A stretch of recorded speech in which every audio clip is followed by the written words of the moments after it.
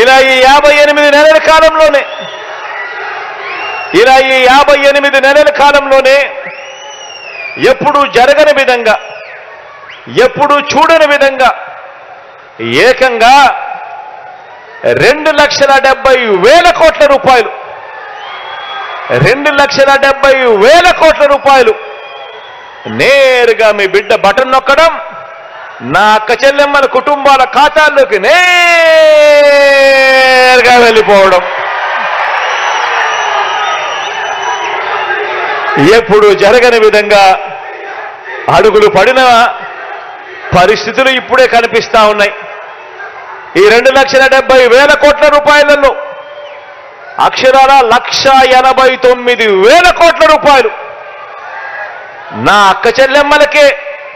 నేరుగా వారి ఖాతాల్లోకి వెళ్ళిపోయిన పరిస్థితి కూడా కనిపిస్తా ఉంది.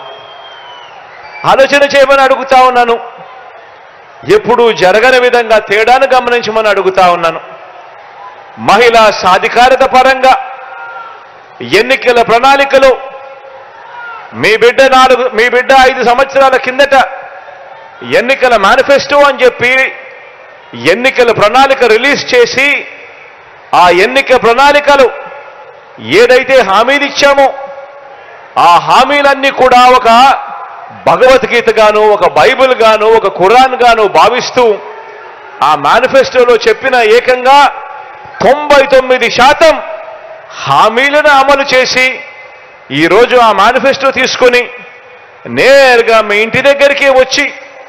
ప్రతి అక్క చెల్లెమ్మకు ఆ మేనిఫెస్టో చూపించి మన ప్రజాప్రతినిధులు అక్క చెల్లెమ్మ మీరే చూడండి, ఎన్నికలప్పుడు జగనన్న ఇది చెప్పాడు,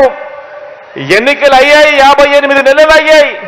ఇందులో చెప్పిన ప్రతి ఒక్కటి కూడా చేసి చూపించాడు చూడండమ్మా అని చెప్పి మీ ఇంటికే వచ్చి మీకే మేనిఫెస్టో ఇచ్చి మీరే టిక్కు పెట్టండి అని చెప్పి ధైర్యంగా, చిత్తశుద్ధితో, నిబద్ధతతో మీ ఇంటి గడప తట్టగలిగిన పరిస్థితి ఏ పార్టీకైనా ఉంది అనంటే అది ఒక్క వైఎస్ఆర్ కాంగ్రెస్ పార్టీకి మాత్రమే ఉంది అని కూడా చెప్పడానికి గర్వపడతా ఉన్నాను. మేనిఫెస్టో అంటే చెత్తబుట్టలో వేసే, ఎన్నికలప్పుడు ప్రజలను మోసం చేయడం, ఎన్నికలప్పుడు రంగురంగుల హామీలు ఇవ్వడం, ఇచ్చిన తర్వాత దానిని చెత్తబుట్టలో వేయడం అనే సాంప్రదాయాన్ని మారుస్తూ ఎన్నికల ప్రణాళికనంటే ఒక బైబిల్ అని, ఒక భగవద్గీత అని, ఒక ఖురాన్ అని దానిని భావిస్తూ విశ్వసనీయత అన్న పదానికి అర్థం తీసుకురావడం ఎప్పుడు జరిగింది అనంటే అది